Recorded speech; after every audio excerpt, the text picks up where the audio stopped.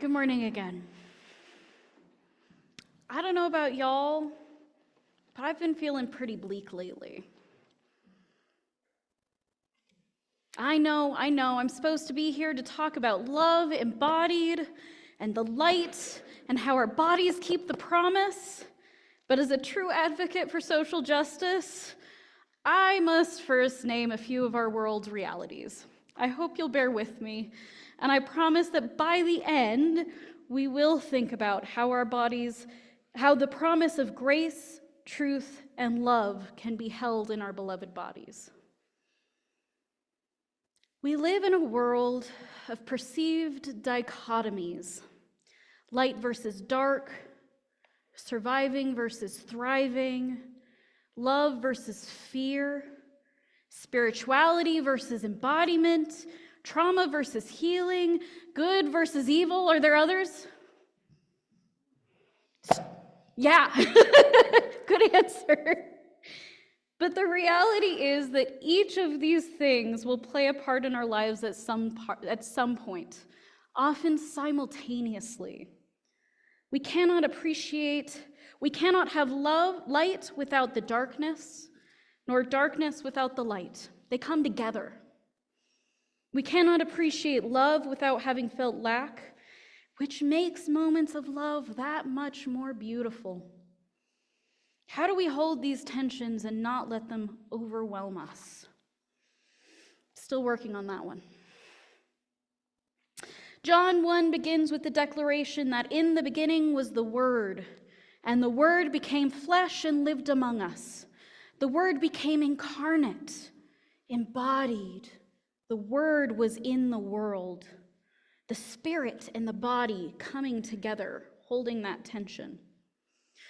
The Greek for the word is logos, meaning reason, discourse, understanding.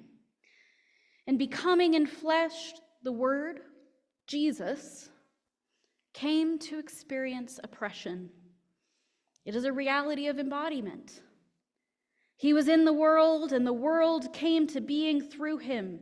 Yet the world did not know him. He came to what was his own, and his own people did not know him. Jesus, the Word, came to bring light, discourse, understanding, grace, and truth, and was met with skepticism, distrust, and hostility. I'm sure some of us in this room have been met with the same when trying to spread Jesus' message of love and justice. I know I have. To live in this world is to know struggle, and many of us go day to day just trying to survive. Though that struggle for survival looks different depending on our race, class, socioeconomic status, sexual orientation, and on. In A Litany for Survival, Audre Lorde depicts this struggle most poignantly. For those of us who were imprinted with fear, like a faint line in the center of our foreheads, learning to be afraid with our mother's milk, for by this weapon, this illusion of some safety to be found, the heavy-footed hoped to silence us. For all of us, this instant and this triumph, we were never meant to survive.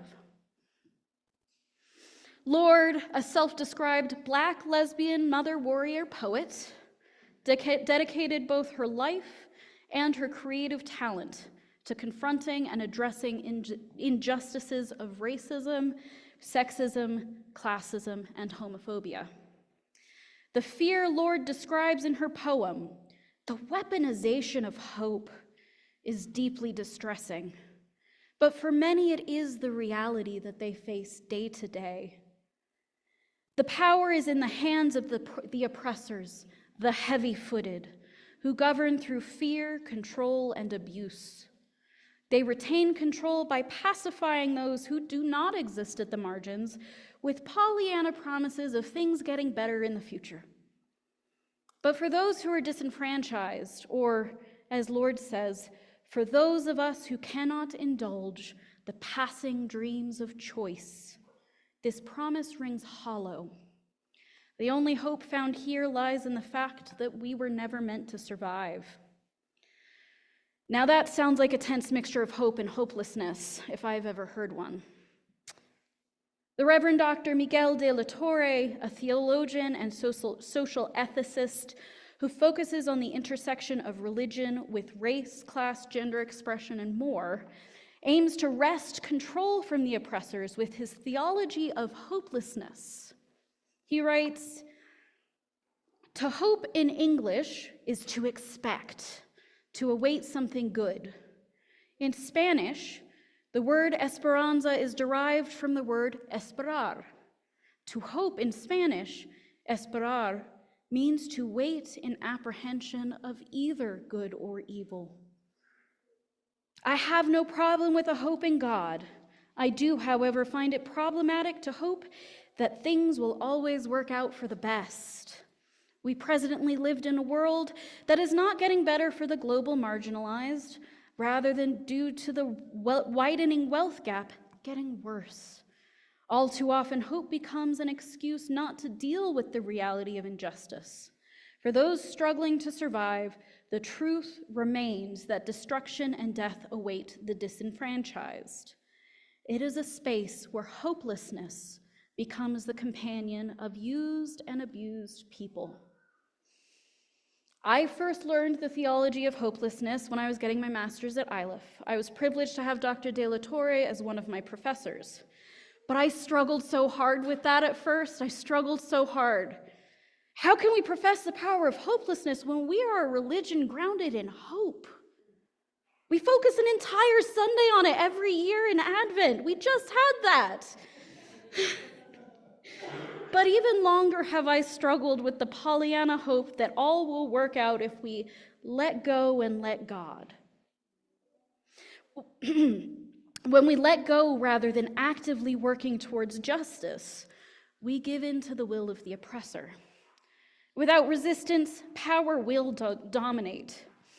De La Torre goes on to say, "The hopelessness I advocate rejects quick and easy fixes that may temporarily soothe the conscience of the privileged, but is no substitute for bringing about a more just social structure that is not based on the disenfranchisement of the world's abused.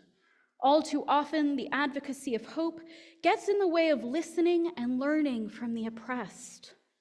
The disenfranchised have no option but to continue their struggle for justice, regardless of the odds against them. They continue the struggle, if not for themselves, for their progeny. So let us listen. Lord describes the only option for those of us who cannot indulge the passing dreams of choice as looking inward and outward, at once, before and after, seeking a now that can breed futures, like bread in our children's mouths, so their dreams will not reflect the death of ours.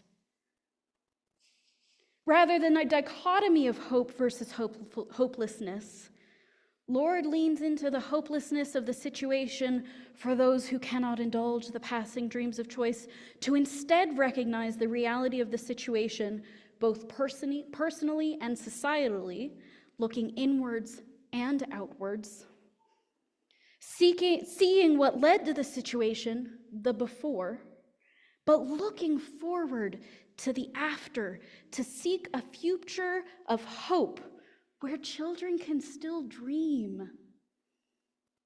Her refrain, "We were never meant to survive," keeps sticking with me. It's been rattling around in my head since I chose the reading.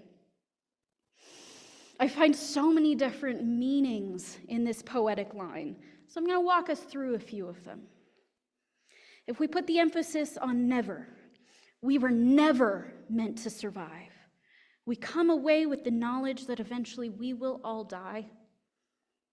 That is the reality of the promise of life that is brought about through the word. If the emphasis is on the meant, we were never meant to survive. We understand that the heavy-footed, the oppressors, will do everything in their power to not let those at the margins, the abused survive. To put the emphasis on we were never meant to survive. We understand from Lord that those in the present weren't meant to survive, but perhaps our children are. However, there's another reading I came away. Those are all pretty distressing. But there's another meaning that I came away with by putting the emphasis on survive. It reminds me that all things came into being through the Word. In the Word was life, and the life was the light of all people. We were never meant to survive. We were always meant to thrive together, with life as the light for all. The last stanza and a half of Lord's poem really brings it home for me. When we are loved, we are afraid love will vanish. When we are alone, we are afraid love will never return. And when we speak, we are afraid our words will not be heard nor welcomed.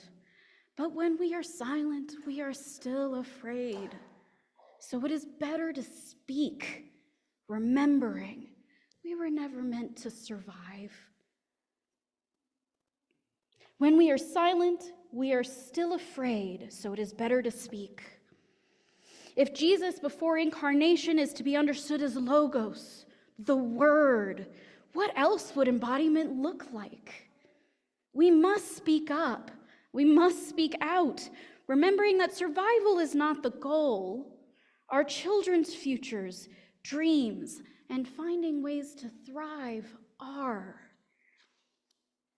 Facing the reality of the oppressed while also the promise of love that is core to our faith is the tension that all of us are called to carry. It's not easy, but we are called to do it.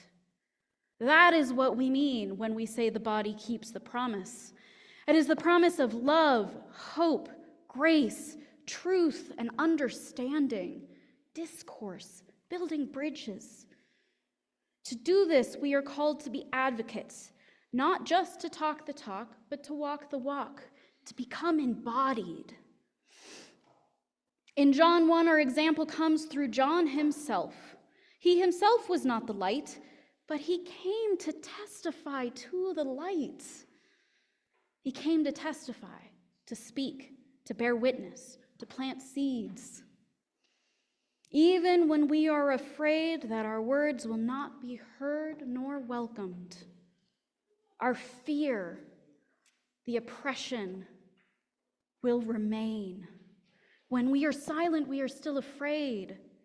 Our lives, these precious gifts that come through the Word, are already on the line.